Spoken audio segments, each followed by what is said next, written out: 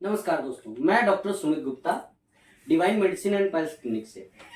आज के सेशन में एक बहुत ही मजेदार कंपैरिजन के बारे में हम लोग बात करेंगे कि पाइल्स और फिशर जैसी समस्या में ऑइंटमेंट लगाना बेहतर रहता है या ऑयलिंग करना बेहतर रहता है, या फिर दोनों में क्या क्या लाभ हो सकते हैं, क्या क्या नुकसान हो सकते हैं। हालांकि नुकसान तो कोई नहीं होता है, लेकिन हम दोनों में कौन बेहतर है, कैसे किन चीजों का एप्लीकेशन करें, इन सब के बारे में हम लोग जानेंगे।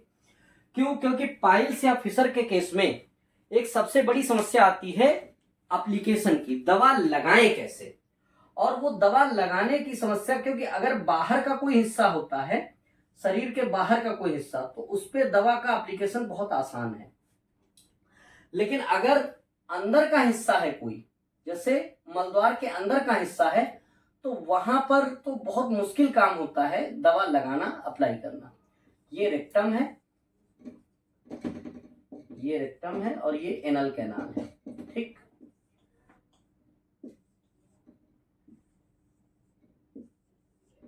ठीक है।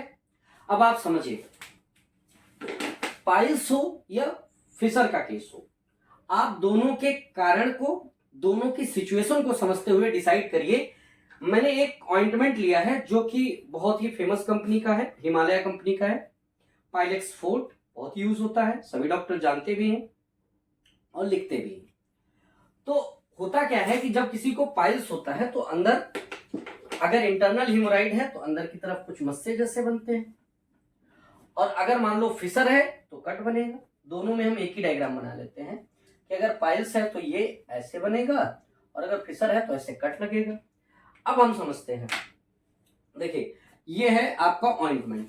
अगर पाइल्स है तो पाइल्स की बात करते हैं।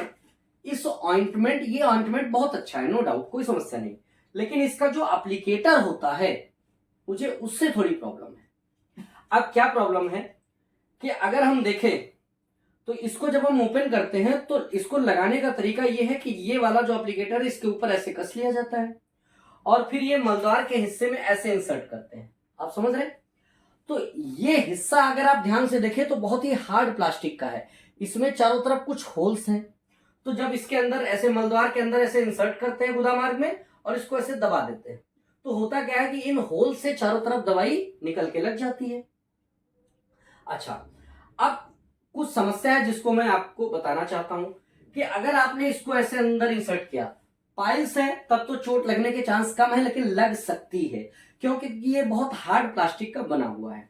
तो जब मलद्वार में अंदर इंसर्ट करते हैं तो चोट लगने के चांसेस बहुत ज्यादा है, और अगर चोट लगी तो मतलब पाइल्स तो पहले से है, एक नया घाव बन सकता है, जो फिशर नहीं था वो हो सकता है। और अगर फिशर है तो जब ये अंदर इंसर्ट करेंगे तो यहाँ पे ये घाव पे अगर टच कर गया तो जान निकल जाएगी, इतनी तेज दर्द होगा। दूसरी बात, मान लो पहले ये कट छोटा था, लेकिन जब ये इंसर्ट कर रहे हैं तो ये कट बड़ा हो सकता है, और अगर ये बड़ा हो सकता है तो कैसे, कहने का मतलब ये है कि फायदे की जगह और नुकसान हो जाएगा, है ना।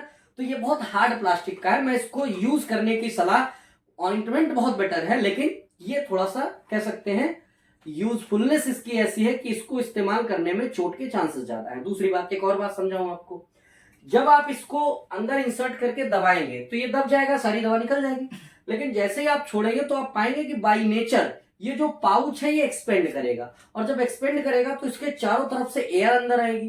तो ये जो मलद्वार के अंदर, गुदा मार्ग के अंदर जो म्यूकस मेम्ब्रेन है, वो इसके चारों तरफ जो ये होल्स हैं इन पे आके चिपकेगी, है ना, क्योंकि जब वैक्यूम डेवलप होगा तो चिपकेगी।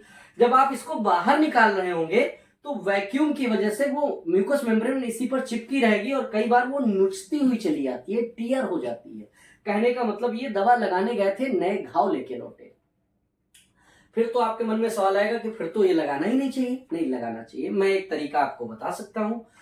एक जेली आती है जो आपकी कह सकते हैं लिग्नोकेन हाइड्रोक्लोराइड 2% जेली है।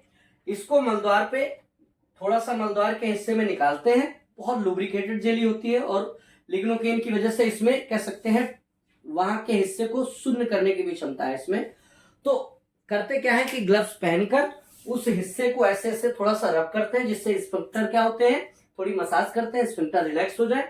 उसके बाद इस ऑइंटमेंट को आप उंगली पर निकाल के अंदर के हिस्से में लगा सकते हैं, पाइल्स के केस में, फिशर में नहीं।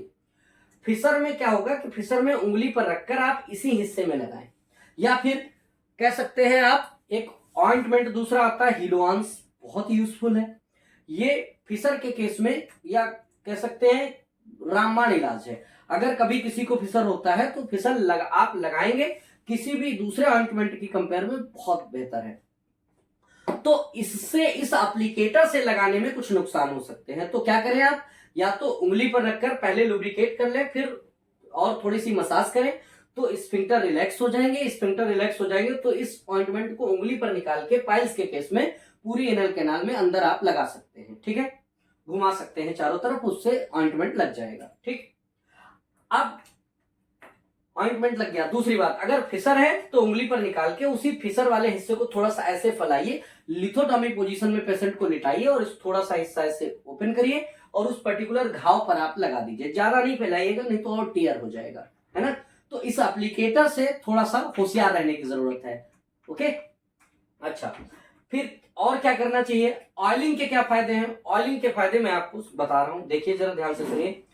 ऑयलिंग के लिए हम जत्यादि ऑयल है और इसके लिए एप्लीकेटर बनवाते हैं। ये 3 ml की सिरिंज है और ये जो आपकी ड्रिप सेट होता है उसकी ये ट्यूब है, बहुत ही सॉफ्ट है और इतनी सॉफ्ट है, इसमें आप 2 से 3 ml भरिए, रात को सोते समय मलद्वार में अंदर इंसर्ट करिए। आप कह सकते हैं कि इससे भी तो चोट लग सकती है, नहीं लगेगी। आप इसको आप अगर देखें तो ये बिल्कुल ऐसी है, बहुत ही सॉफ्ट है। दूसरी बात, आगे का हिस्सा बहुत ही इसका स्मूथ बनाया गया है। जब आप इसमें तेल भरने के लिए इसको डुबाओगे तो ये और चिकनी हो जाएगी। और इसमें आगे की तरफ होल है, जब आप ऐसे थोड़ा सा अंदर इंसर्ट करिए और 3 ml ऑयल अंदर पुश कर दीजिए। फायदा क्या होगा? जब आप इसको पुश करेंगे तो जो मलद्वार गुदा मार्ग के अंदर का हिस्सा है, एनल कैनाल के अंदर का हिस्सा, वो इससे लुब्रिकेट हो जाएगा। चूंकि जत्यादि ऑयल में बहुत सारी औषधियां होती हैं जो घाव को भरने में बहुत मदद करती हैं, तो अगर अंदर का हिस्सा लुब्रिकेट हो जाएगा तो कहीं पर घाव, चोट या कोई इन्फेक्शन है तो उसको भी ये ठीक करेगा। दूसरी बात, रेक्टम के अंदर जो मल इकट्ठा है, आपने महसूस किया होगा कि पहला टुकड़ा जो मल का होता है वो कंकड़ जैसा होता है, बहुत हार्ड। जब आप ऑयलिंग करेंगे तो आप पाएंगे कि ऑयलिंग के केस में जो इसका पहला टुकड़ा, दीवारें तो भीग ही जाएंगी, लेकिन दीवार भीगने के साथ जो मल का पहला टुकड़ा है वो भी भीग जाएगा। और अगर वो मल का पहला टुकड़ा भीग जाएगा तो वो सॉफ्ट हो जाएगा। सॉफ्ट हो जाएगा तो बहुत आसानी से शरीर से, बॉडी से निकल के बाहर चला जाएगा, जिससे चोट लगने के चांसेस लगभग ना के बराबर होंगे। और अगर चोट नहीं लगेगी तो चाहे पाइल्स हो चाहे फिशर हो, आपको बहुत आराम मिलेगा। इसको 2 टाइम कर सकते हैं, रात को सोते समय और सुबह मल त्याग से पहले। मल त्याग से पहले मैं इसलिए बोलता हूं क्योंकि मल का पहला टुकड़ा अगर भीग जाएगा तो मल त्याग के समय आपको दर्द, जलन जो फिशर में लग रही है वो बहुत कम हो जाएगी। रात को इसलिए बोलता हूं कि अगर आप रात को ऑयलिंग करेंगे तो रात को ये मेडिकेशन का काम करेगा। दीवारों में कह सकते हैं जब लग जाएगा तो दीवारें चिपचिपी भी हो जाएंगी, उन पे दवाई भी लग जाएगी और पूरी रात ये लगा रहेगा, तो उसके लिए कह सकते हैं उसको घाव को ठीक करने में हेल्प करेगा। तो ऑयलिंग के बहुत सारे फायदे हैं, ऑइंटमेंट के भी बहुत सारे फायदे हैं, लेकिन ऑइंटमेंट को यूज करने का जो तरीका है, ऑइंटमेंट मार्केट में बहुत सारे आते हैं। झंडू का भी पाइलीव आता है और आपका ये हिमालय का पाइलेक्स फोर्ट है। बहुत सारी कंपनियां अलग अलग टाइप से बनाती हैं, तो बहुत सारे ऑइंटमेंट आते हैं, लेकिन उनका एप्लीकेटर बड़ा खतरनाक है, तो इससे थोड़ा सा आपको होशियार रहने की जरूरत है। हाँ, इसका भी इस्तेमाल आप कर सकते हैं ऑइंटमेंट लगाने के लिए। आप अगर इसको ऐसे ओपन करें तो ये हिस्सा खुल जाता है, इसको खोलकर इसमें इधर के हिस्से से आप ऑइंटमेंट भर लें और फिर पीछे से लगा के आप इसको ऐसे पुश कर सकते हैं तो ये अंदर पहुंच जाएगा।